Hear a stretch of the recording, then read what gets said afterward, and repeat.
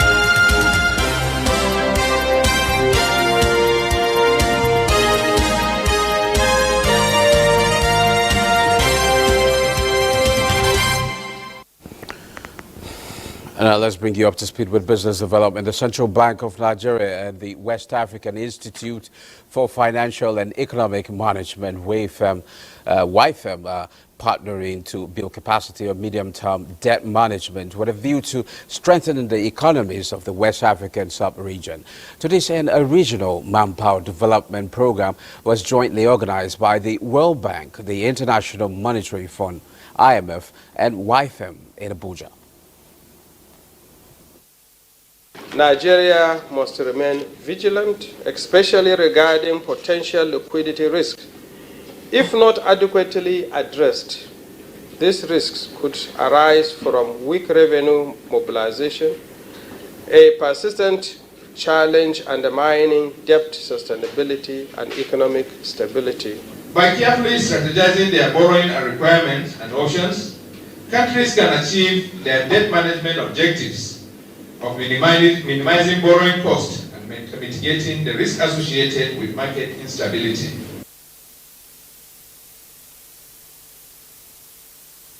Now, the Debt Management Office, DMO, has initiated the subscription process for 2-year and 3-year federal government of Nigeria bonds for March 2024 with an interest rate of up to 16.097%.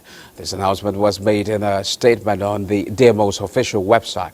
The subscription period is set to last for 5 years, running from March 4th to March 8, 2024.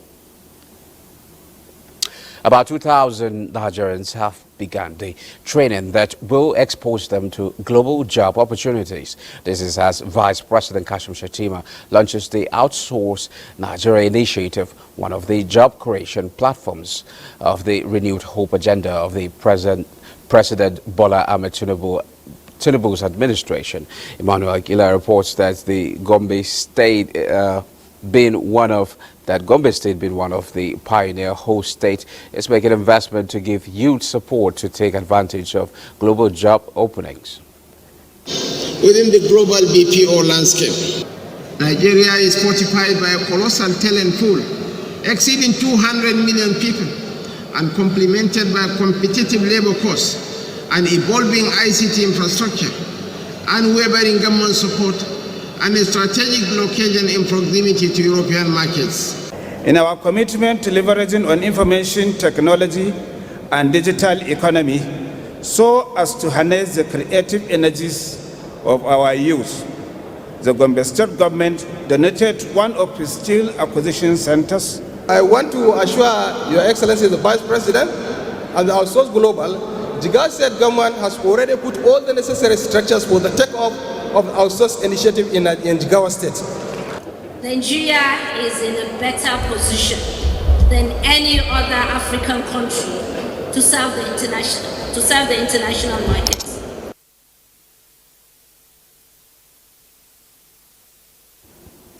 Well, the federal government of Nigeria has organized 6 zonal public hearings to review the national minimum wage.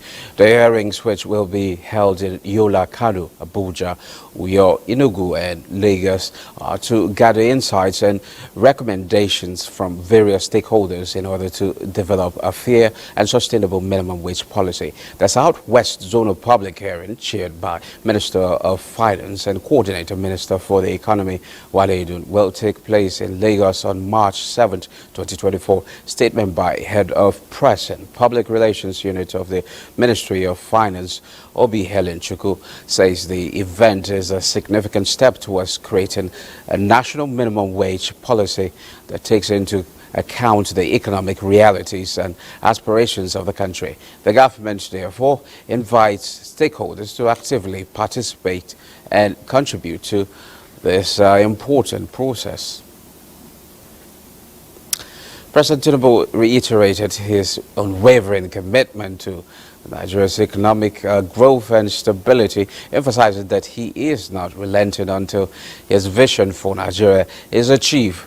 This is as his administration is carrying out reforms to rejig the Nigerian economy. Some of the benefits of the reforms being spearheaded by President Bola Ahmed Tinubu includes a GDP growth of 3.46%. In the fourth quarter of 2023, as against 2.54% recorded in the third quarter of 2023, 66% rise in capital importation in the fourth quarter of 2023, reversing the 36% decline in the third quarter. Petroleum importation reduction by 50% since the withdrawal of the fuel subsidy and the crossing of 100,000 mark of the Nigerian Stock Exchange All Share Index mark, its high as ever, mainly due to the pragmatic reforms initiated by the president, which inspired investors' confidence in the Nigerian economy. Joining me to discuss this is Ogbona Okuku, investment and economic development expert. Welcome to Business Express. Yeah, thank you for having me. Well, so far, how do you see the reforms in terms of performance? Now, first of all, we have to look at the political stability, which is usually the first thing that happens because for investors or for people who want to do business in any clime, they first of all look at the stability in government, and then again they begin to look at the consistency in policy and policy direction. So that will actually enable them to do their projections and then make their plans based on those projections and then those stabilities that they have seen within the ecosystem. So as soon as you begin to find that, the automatic reflection will be investors, towing a particular line, either to invest or not to invest. So for them to decide to invest shows that there are promises being made and they can see light at the end of the tunnel. And then they also see that some people rather buy now, and then, reap the dividends later. So which speaks to the ability to take risk. And, so generally speaking, it's a good thing that you take a decision and stand by it, and then that's exactly what we're seeing now in the economy. Okay, we see the economy grew by 3.46% in the third quarter of 2023. Fourth quarter of 2023. So, does this tell us about the story of this particular administration's reform? No, it's a two-way thing, yeah? Yes, the reform of the administration and also the resilience of Nigerians. Because everybody's beginning to see, because if you look at the where the figures are coming from, you'll see the service sector did so well Because if the issues we're having with our production capacity in the oil sector is begin to show people, begin to show gaps where people can actually plug in and begin to engage, and those engagements is what's beginning to reflect. So, like they say, so if when there are opportunities, when there are when things are not working well in known sectors or known areas, so the unknown sectors begin to come. People begin to flow towards those unknown opportunities and the potentials which have been lying fallow as far as the service sector is concerned. Look at the transportation sector. You look at the hospitality sector, the ICT sector. So you see these sectors are now beginning to boom because a lot of people are now, pushing towards, involving themselves in those quick wins that exist in that ecosystem.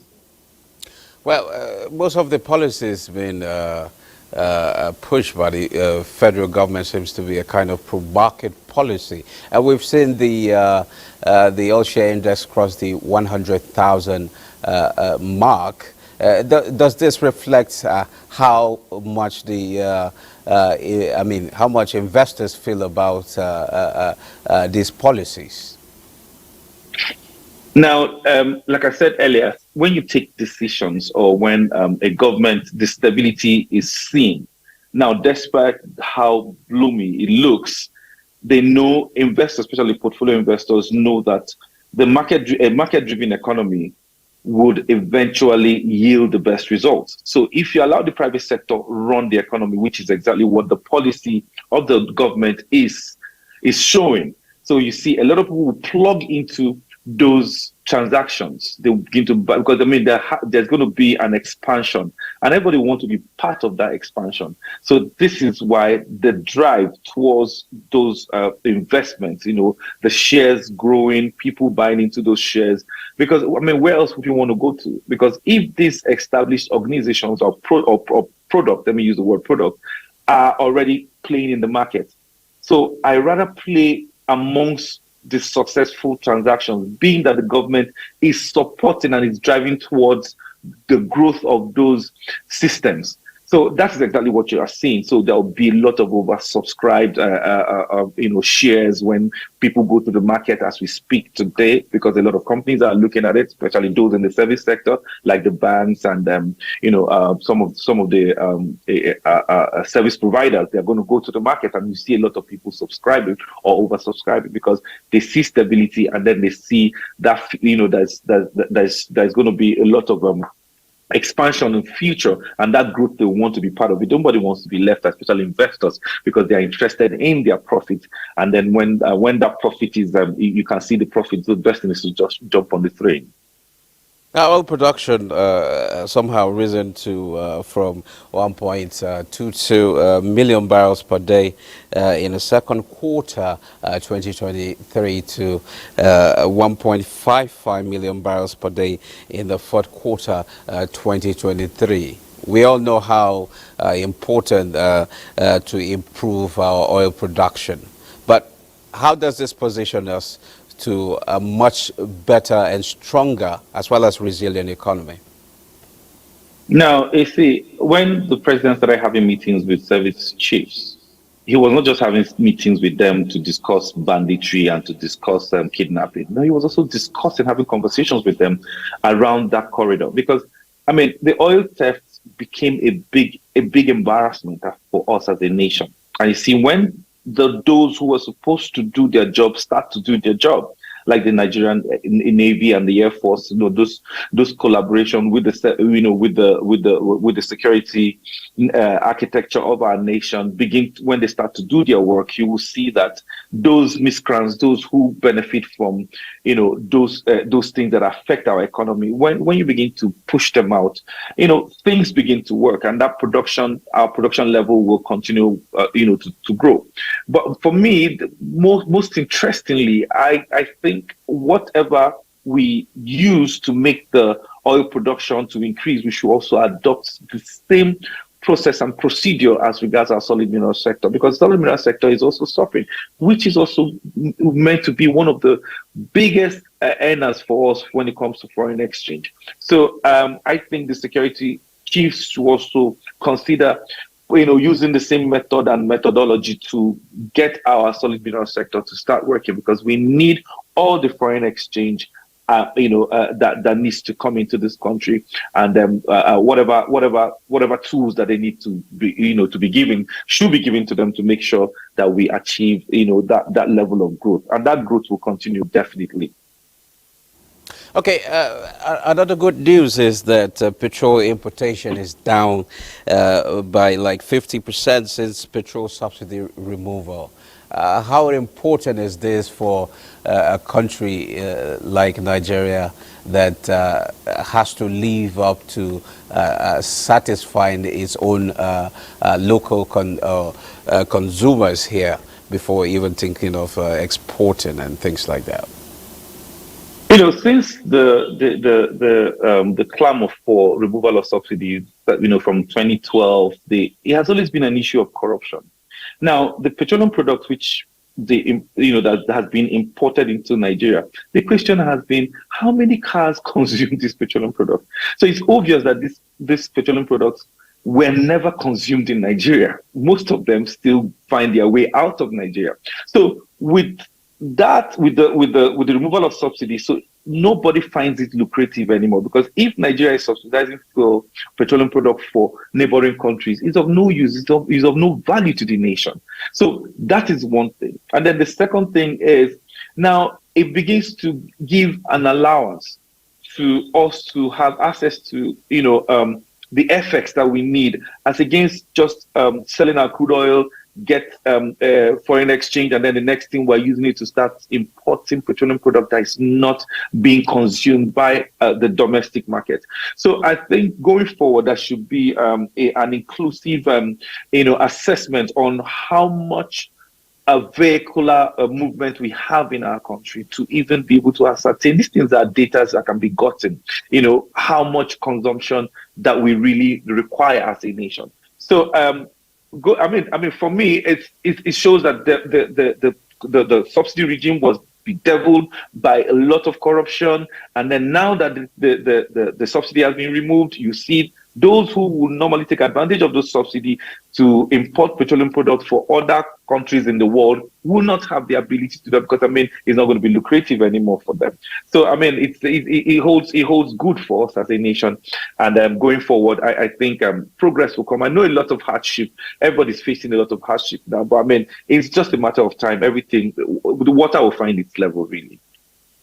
Now, Mr. Okuku, just a quick one before we call it a day. Takeaways from Qatar is very important. Where should we go from the MOUs? And also, what more should be done to make our own business environment more conducive? It's an ongoing conversation, even from the investment promotion angle of it. Every investor, let me use my famous illustration. Investors are like water. They flow to areas of least resistance. So start to look at how to remove the bureaucratic red tapes that you have everywhere. Now begin to streamline how processes and procedures, begin to streamline your processes and procedures, and then also have this at the back of your mind. Every investor has a conscience and a mind, and they have a way that they reason. The cross-cultural dimension to investment promotion is really key and important. What does that mean? You need to understand how an average billionaire thinks. So if a man who sits on his desk in Ministry of Trade and Investment understand basically that someone who has over $1 billion has a way that he reasons, so it makes life easier for him to understand how to deal and treat that person. So which goes down also to the subnationals. They need to understand that investors don't have time. Nobody will have $100 million and wait for you till you're able to give him approval for land before he now gets approval for EIA, gets approval for all of that, and all these things are taking long. Nobody has that kind of time. They rather go somewhere else where their monies will fetch them quick money. Yes, Nigeria is a lucrative environment, but one thing will always erode that natural resources that you have, or human resources that you have, which is efficiency in your system. So our project, we have to promote investment with project-driven approach, which is one of the best things that we should do now. Look at Juron Island, what they have now today in Singapore, with no single hydrocarbon. an investment of over $30 billion in the oil sector is there with over $90 billion turnover. So these are the kind of things, these are the kind of approach we should use because we really need investors in our economy. Thank you. Ogboda Okoko, it's always a pleasure having you on the program. All right, thank you so much for having me. Now moving on, oil prices fell for a second day on Tuesday as pledges by China, the world's biggest crude importer, to transform its economy amid stuttering growth as the COVID pandemic failed to impress investors concerned about slower consumption. Brent futures for May fell 3 cents to $82.77 a barrel, while U.S. West Texas Intermediate crude fell 11 cents to $78.63. Brent settled 75 cents lower at $82.80 a barrel on Monday, while WTI settled down $1.24 at $78.74 a barrel. Gold hovers near a 3-month peak as eyes on Powell's testimony. Let's now take a trip to the commodities market.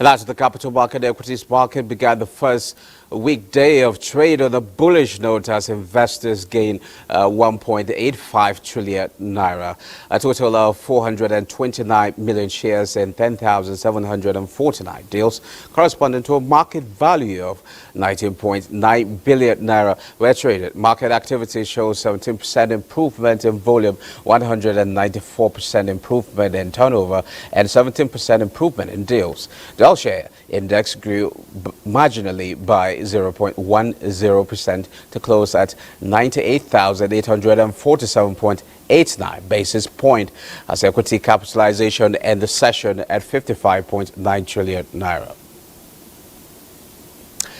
And now let's see what the market is like this morning at the other side of the world.